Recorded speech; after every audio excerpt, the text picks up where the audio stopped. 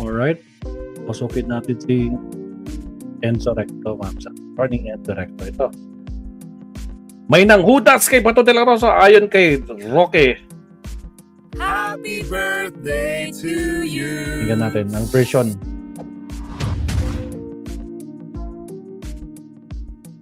May pasok. Morning.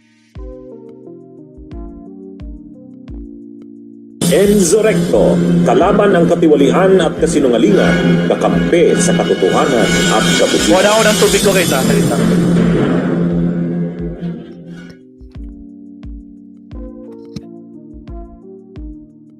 Nangyari Martin.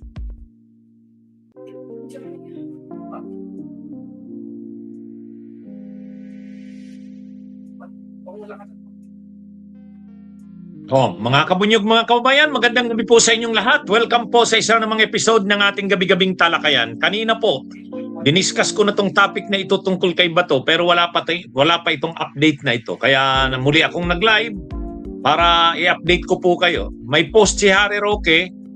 Ayan, mayroon siyang post. Sabi ni Harry Roque, may nanghudas daw kay Bato. May nanghudas daw kay Bato, mga kabunyog, mga kababayan. Kaya ngayon, lumalakas tuloy yung reaksyon ng marami para yatang totoo na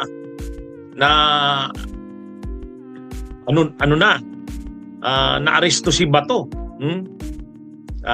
Kasi kanina pa lumabas yung balita na naaresto nga daw si Bato, mga kabunyog. So, pero wala nga nagkukumpirma. Dininay naman yan ng sabi ng NBI, wala silang alam dyan. Sabi ng DOJ, wala rin naman daw nakarating sa kanila. Sabi rin ng DILG at ng PNP, wala rin nakarating sa kanila. Pero, ngayon, nag-post itong si Harry Roque, mga kabunyog, ganito yung post ni Harry Roque. Kaya medyo tuloy ngayon, mainit lalo ang mga netizens. Sa social media, mainit. Ito yung post ni Harry Roque. Sabi ni Harry Roque, ito yung post niya. Ito yung post niya, mga kabunyog. Ayan Sabi ni Harry Roque, meron nga daw na nanghudas kay Bato. O yan post yan ni Harry Roque sa kanyang Facebook page.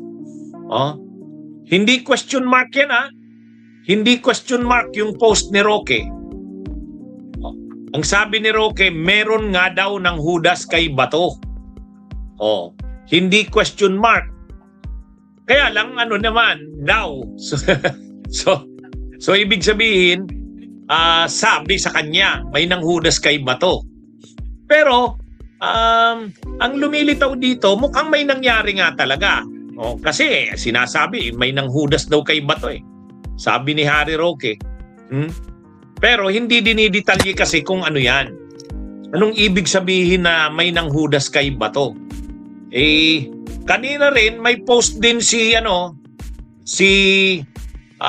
Attorney Jimmy Bundok, DDS din ito. Sabi niya, bad news is coming. Pray hard that it is not true for the good of the nation. Yan yung post ni Attorney Jimmy Bundok kanina, mga kabunyog. Kaya dahil diyan, uminit ngayon uminit yung mga usap-usapan, kabunyog Jenna Calonia, kabunyog Arnel Molieno.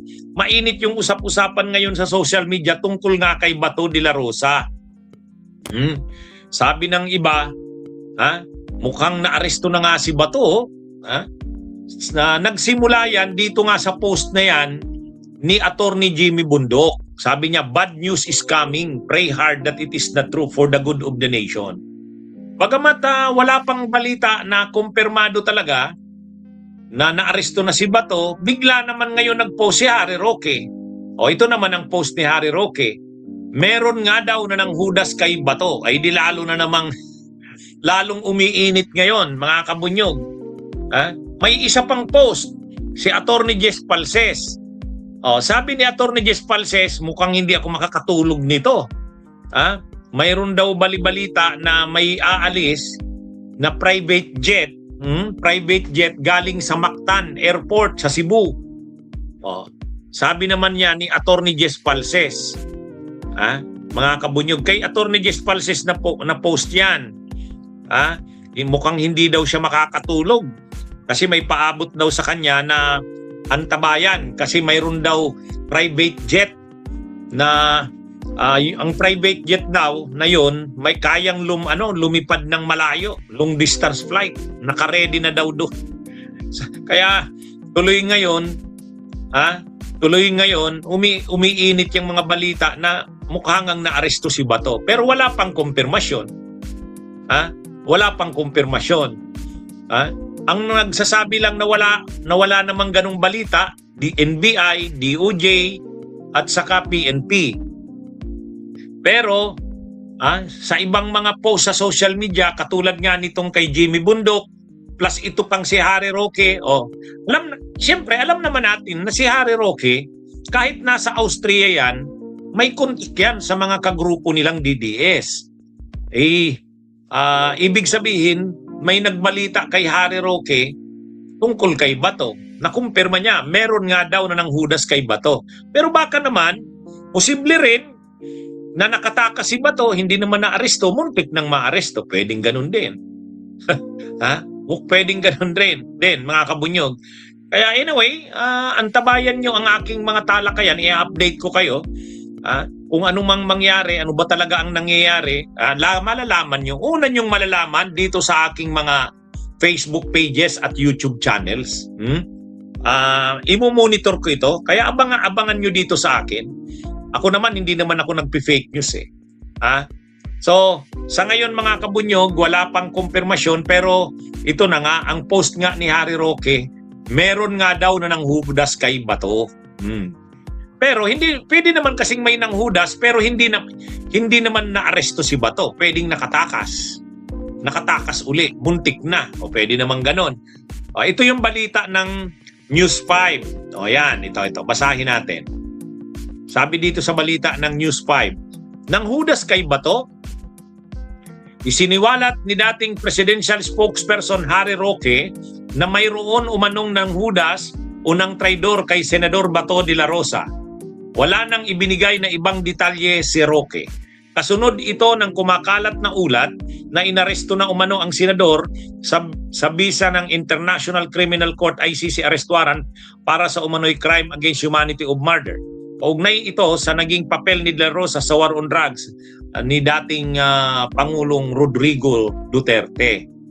Ibinase ng News 5 yung balita na yan dito nga sa post ni Harry Roque. Yan.